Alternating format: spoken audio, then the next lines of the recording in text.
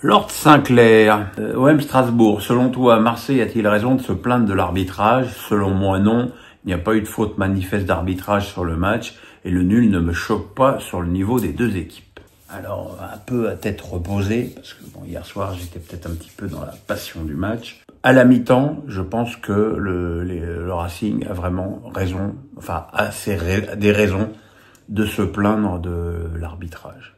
C'est inconcevable qu'Emega ait un carton jaune sur son coup de coude sur Balerdi, parce que si coup de coude il lui met, c'est parce qu'il est entraîné dans sa chute par la faute que commet Balerdi. C'est inconcevable que Rabiot termine minimum sans un carton jaune, vu les deux très grosses fautes, dont la première est peut-être même un petit peu plus qu'une très grosse faute. Voilà. Il y a quand même 3 cartons jaunes à 0 à la mi-temps. En deuxième période, le penalty d'André Santos sur Vat est léger, mais il y est. Et effectivement, il y a penalty de Doué sur Rowe. Après, sur l'ensemble du match, il faut pas oublier que Greenwood a eu une altercation avec Doucouré et l'a projeté au sol. Je veux dire, ça, en Coupe d'Europe, c'est rouge direct. Hein. La VAR n'a absolument pas appelé De Pesci, qui était globalement aux fraises tout le match. Balerdi n'a pas l'attitude digne d'un capitaine. Il veut se battre avec tout le monde à chaque fois.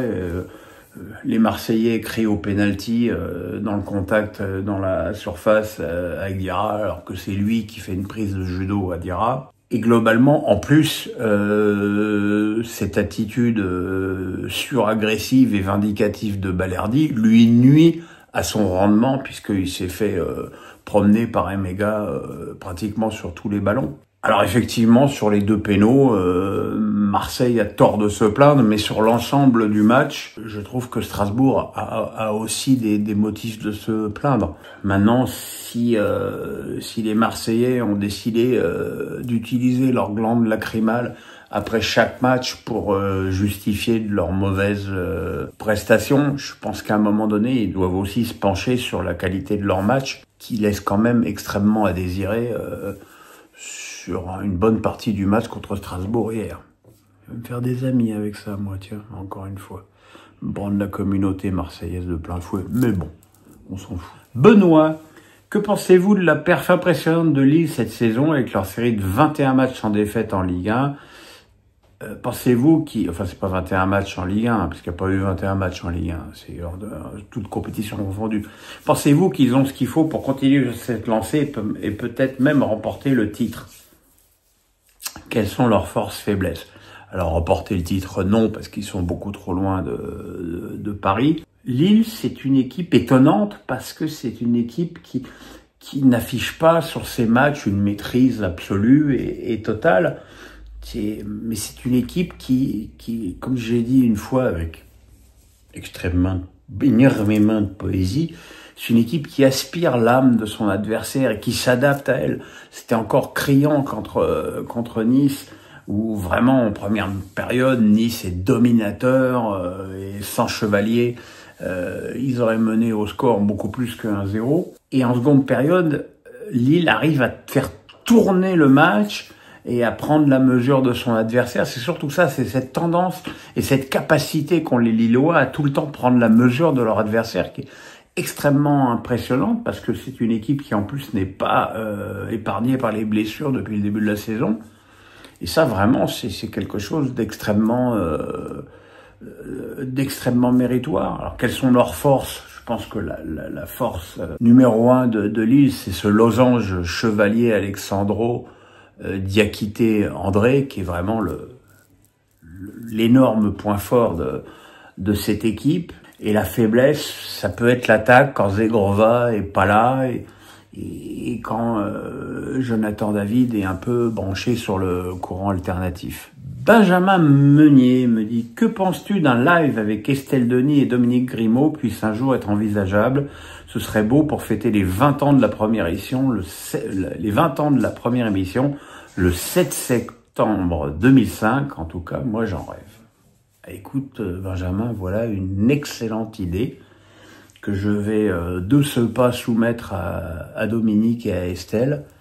On va essayer techniquement de réaliser ça, puisque Dominique habite maintenant assez régulièrement à Marrakech, et Estelle est quand même prisonnière de son émission tous les jours de midi à 15h, avec la préparation. Ça veut dire que ça lui fait quand même des grosses journées, mais on va effectivement essayer de monter un truc sur les 20 ans de 100% foot. C'est effectivement une super idée, et je te remercie de me l'avoir suggéré.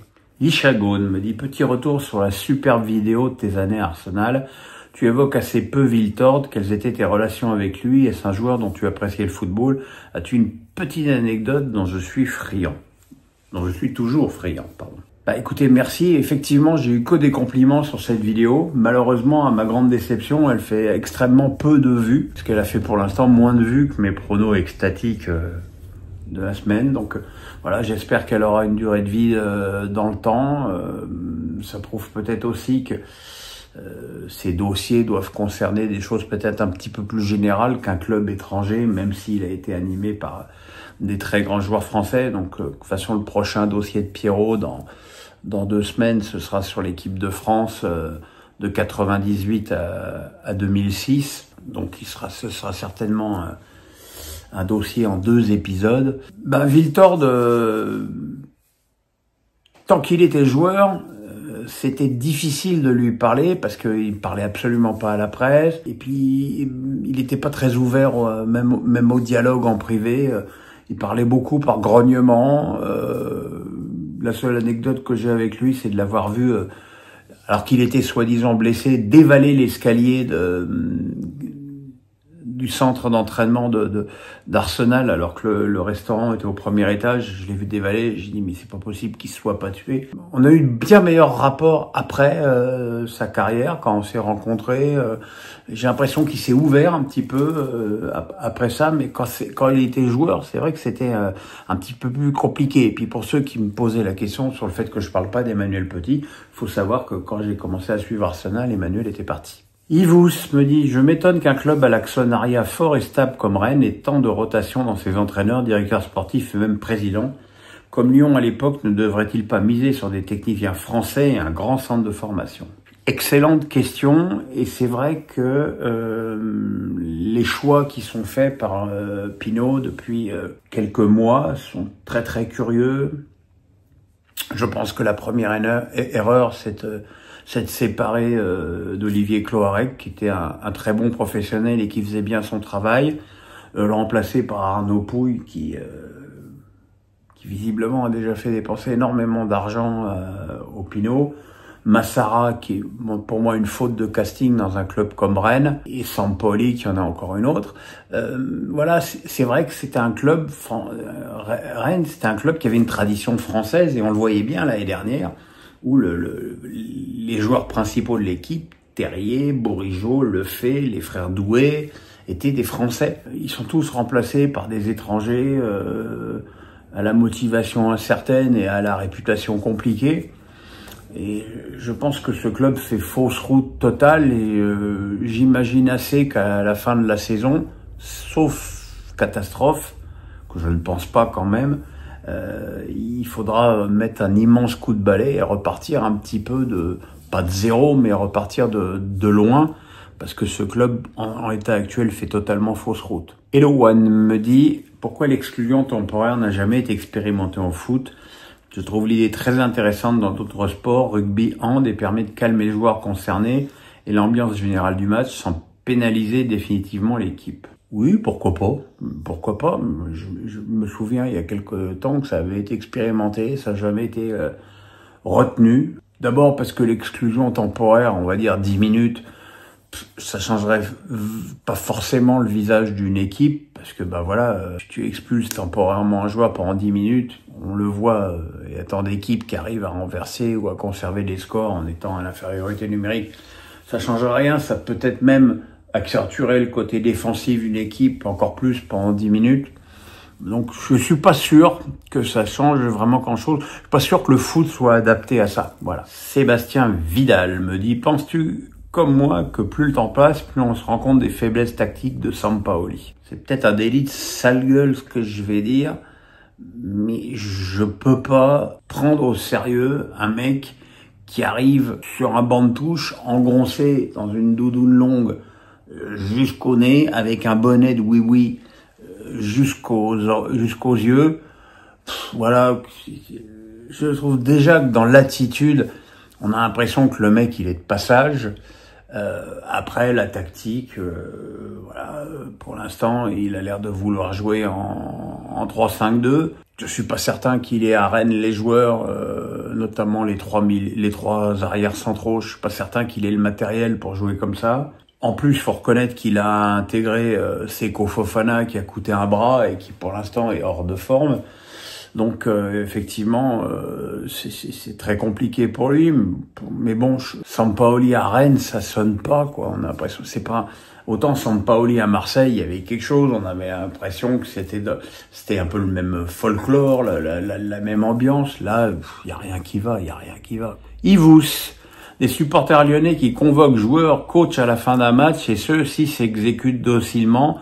D'où vient cette apparente puissance des supporters un peu partout en France? Pourquoi font-ils si peur aux acteurs du terrain sans être actionnaires? Comment je vais pouvoir tourner ça sans me fâcher avec tout le monde? Il est très curieux de noter que dans un pays comme la France, qui n'est pas vraiment un vrai pays de football, les supporters peuvent avoir autant d'importance.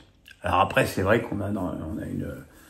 en France, on a une tradition revendicatrice, on a une aptitude à faire grève en France qui est voilà, donc la grève, on a la grève des UB 90 à Strasbourg tous les premiers quarts d'heure de chaque match, alors que l'équipe commence à performer de façon très intéressante, mais bon, ça, ils s'en foutent. On a les Lyonnais qui convoquent leur équipe alors qu'ils sont 6e, qualifiés en 8e de finale de Coupe d'Europe, et qu'en plus le contexte du club financièrement et avec un mercato est quand même très compliqué. On a le CUP à Paris qui tourne le dos aux joueuses du PSG après leur défaite contre Lyon, alors qu'ils n'ont même pas l'intelligence de voir qu'il y a 3 classes d'écart entre les deux clubs, qui font une banderole Free Palestine.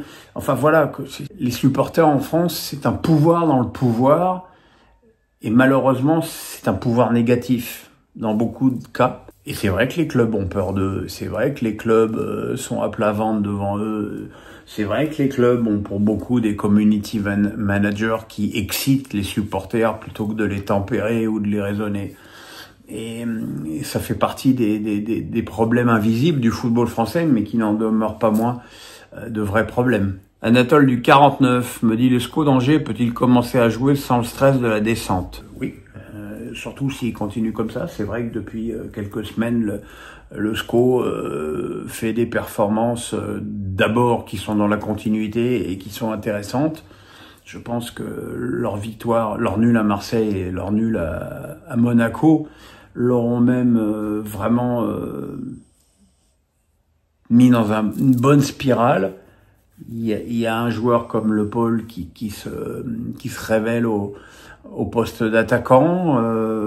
Voilà, il y a Abdelli qui est finalement, pourquoi je dis finalement, qui est vraiment un créateur de bon niveau. Alors après, c'est toujours pareil, hein, tu peux enchaîner une série de 4 ou 5 défaites consécutives qui te feront replonger. Mais c'est vrai qu'au moment où on se parle, Angers me semble, pour l'instant, ne pas être concerné vraiment par la descente.